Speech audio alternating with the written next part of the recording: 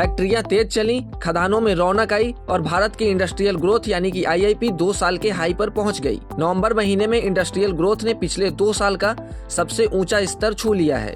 इस दौरान production growth 6.7% रही, जबकि अक्टूबर में यह सिर्फ 0.4% थी।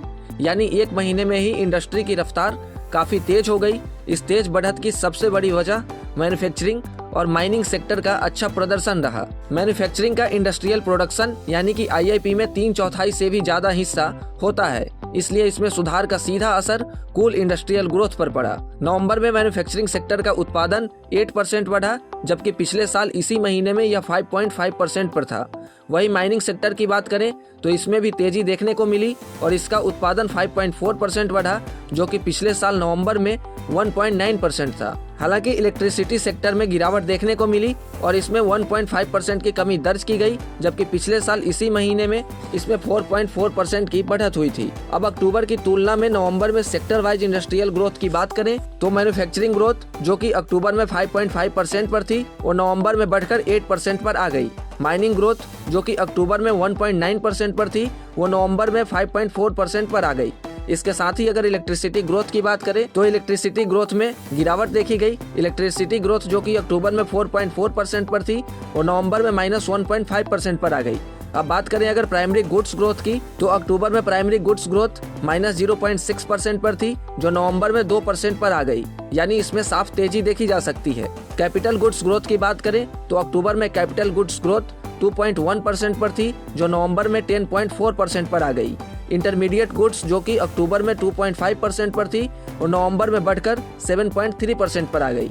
इंफ्रास्ट्रक्चर गुड्स ग्रोथ की बात करें तो यह अक्टूबर में 7.1% पर थी, जो नवंबर में बढ़कर 12.1% पर आ गई। कंज्यूमर ड्यूरेबल ग्रोथ की बात करें तो अक्टूबर में -1.3% पर थी, जो कि नवंबर में बढ़कर 10.3% पर आ गई।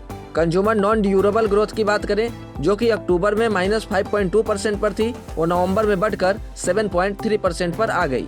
अब चलिए आपको ये भी बता देते हैं कि आखिर IIP होता क्या है। तो जैसा कि नाम से ही समझ आता है, औद्योगिक उत्पादन का मतलब है देश में फैक्ट्रियों और उद्योगों में कितना सामान बनाया गया। इसमें 3 बड़े सेक्टर शामिल होते हैं। पहला है मैन्युफैक्चरिंग यानी फैक्ट्रियों में बनने वाली चीजें जैसे गाड़ियाँ, कपड़े, स्टील, सीमेंट वगैरह। दूसरा है माइनिंग यानी जमीन से निकलने वाला सामान जैसे कोयला और दूसरे खनिज। और तीसरा है यूटिलिटी मतलब रोजमर्रा में इस्तेमाल होने वाली जरूरी सुविधाएं।